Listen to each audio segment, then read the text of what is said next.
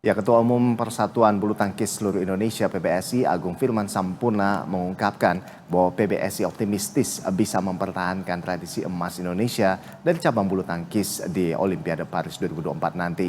Dan berikut wawancara spesial BTV dengan Ketum PBSI.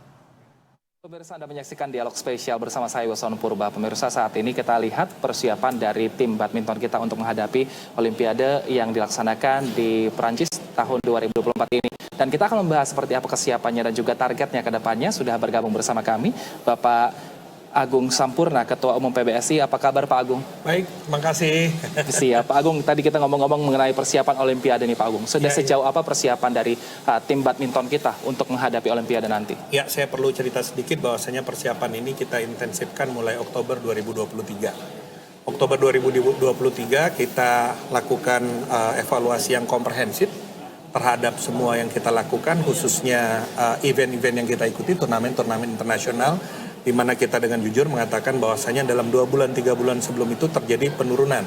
Nah, dengan evaluasi itu kita bentuk apa yang kita sebut dengan Satgas dan Pokja Road to Olympics. Nah, dipimpin oleh Pak Fadil Imran yang kebetulan juga adalah Sekretaris Jenderal PBSI. Dari situ intinya semua kegiatan yang kita lakukan itu adalah dalam proses menuju baik penerjunan atlet-atlet kita, penguatan dalam konteks pelatihan maupun turnamen yang kita selenggarakan. Itu adalah dalam konteks menuju ke Paris 2024 ini.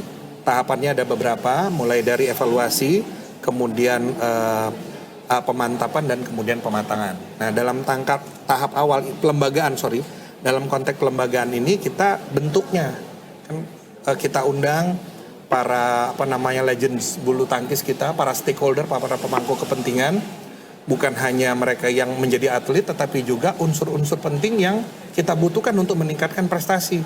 Mulai dari yang namanya ahli gizi, sport science seperti itu, dan kemudian tim psikolog yang kita harapkan dengan dukungan mereka akan ada peningkatan. Dan alhamdulillah dari Oktober sampai dengan saat ini peningkatan itu cukup bagus, cukup signifikan.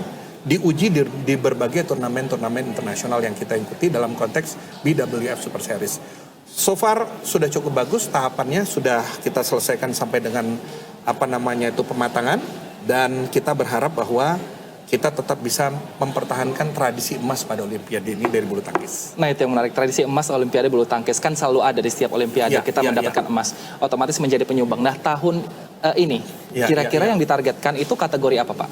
Ya, jadi ini saya harus berhati-hati menjawab yang seperti ini karena di 2021 tuh Olimpiade 2020 dilaksanakan di 2021.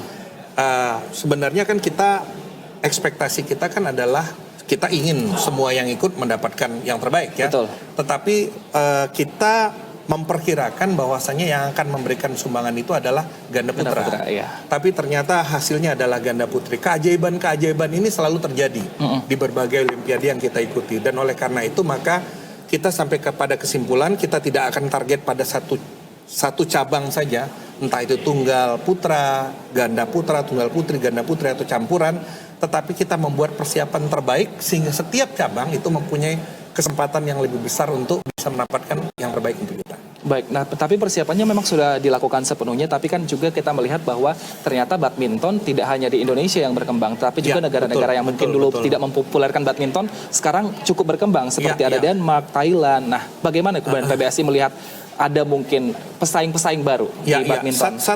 Ini adalah pertanyaan yang kemarin diajukan kepada kami di 2022. 2021 kita berhasil mendapatkan Thomas setelah 19 tahun. Jadi 19 tahun. Kemudian di 2022 kita targetkan Thomas itu adalah Thomas final, masuk final. Jadi saya katakan sama teman-teman, kalau kemudian kita bisa juara lagi itu bonus. Nah, kalau positif, hal-hal yang seperti ini harus kemudian kita terima, kemudian kita jadikan sebagai referensi untuk pengembangan kita, baik dalam konteks penyiapan atletnya maupun pengembangan bulu tangkis sebagai sport entertainment industry, sebagaimana visi kami. Nah, tadi pengembangan atletnya, ini kan kita lihat pesaing semakin banyak dan semakin banyak juga yang menggemari. Bagaimana PBSI mempersiapkan atlet-atlet muda kita untuk kemudian bisa berlaga di internasional dan tidak hanya berlaga tapi juga meraih kemenangan-kemenangan? Ya, jadi ada beberapa hal. Jadi pertama ini saya katakan bahwasanya kita punya turnamen-turnamen yang rutin kita laksanakan. Karena PBSI itu punya organisasi yang rapi, mulai dari tingkat kabupaten kota, provinsi, sampai ke tingkat pusatnya. Di tiap tingkatan itu ada kejuaraan, Kejurkap, Kejurprov, dan kemudian Kejurnas. Kita juga punya seleknas. Kita juga punya apa yang kita sebut dengan sirkuit nasional, A, B, seperti itu ya. Dan kemudian kita juga punya seleksi nasional. Nah, di tiap tingkatan tersebut, di tiap kegiatan tersebut ada rating yang didapatkan kalau mereka memilih menjadi atlet bulu tangkis profesional. Nah, rating itu akan menentukan sampai poin rating berapa, nanti mereka akan boleh ikut di apa yang kita sebut dengan seleksi nasional, seleknas. Jadi kalau untuk rekrutmen, saya pikir sistemnya bagus sekali sekarang ini. Tetapi sudah barang tentu rekrutmen yang bagus sendiri nggak cukup dong untuk membuat yang namanya olahraga ini berkembang. Harus ada keterlibatan industri dan kemudian harus dibangun ekosistem industri olahraganya.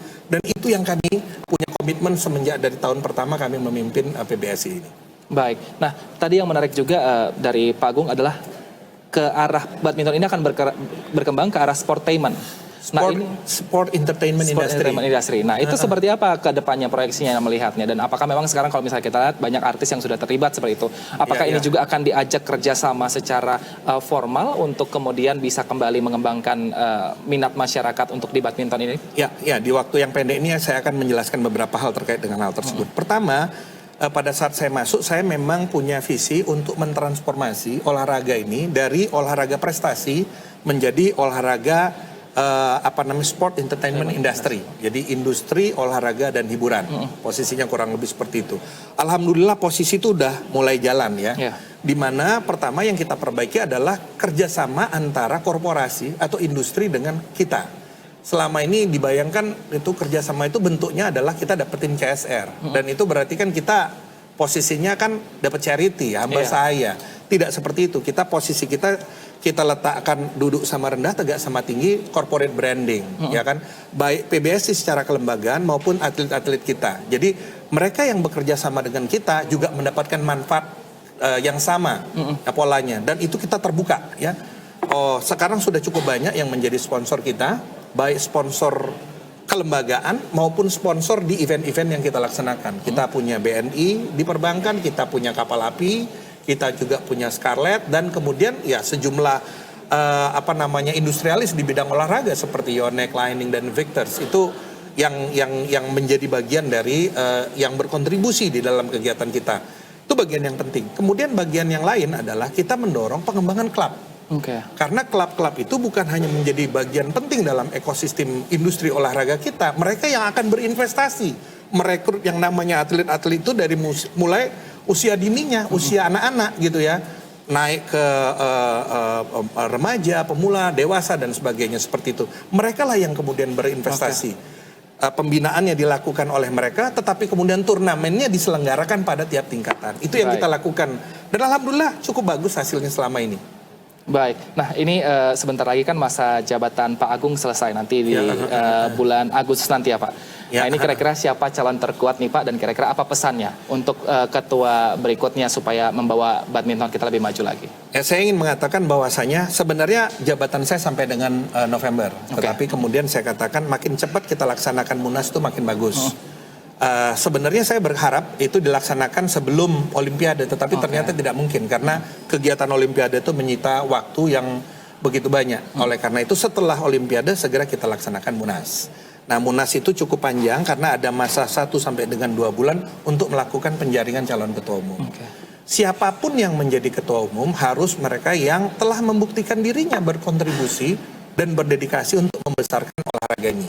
Ya, saya tidak harus menyampaikan 1-2 orang, ada beberapa saya pikir yang muncul nama-nama, tetapi ya menurut pendapat saya beberapa yang sudah berdedikasi itu juga sudah teman-teman bisa lihat barangkali ya. Ya saya tidak secara khusus, tetapi teman-teman bisa lihat ya, yang berminat ada beberapa saya dengar ya, ada Pak Dudung ya, kemudian ada Pak Fadil, tetapi kalau saya katakan Pak Fadil terlepas nanti peserta lah yang akan peserta dari berbagai provinsi yang akan menentukan. Tapi saya lihat Pak Fadil sudah menunjukkan bagaimana kontribusi dan dedikasinya di tengah kesibukannya yang luar biasa untuk membina atlet-atlet bulu tangkis. sebagai gambaran ketua Satgas ketua Satgas Road to Olympics ini adalah beliau. Jadi ini gambarannya kurang lebih seperti itu. Baik, sebenarnya kontribusinya sudah ada, tapi kita lihat ke depannya semoga sudah bisa. Tentu kita kan ini demokratis. Ya. Baik.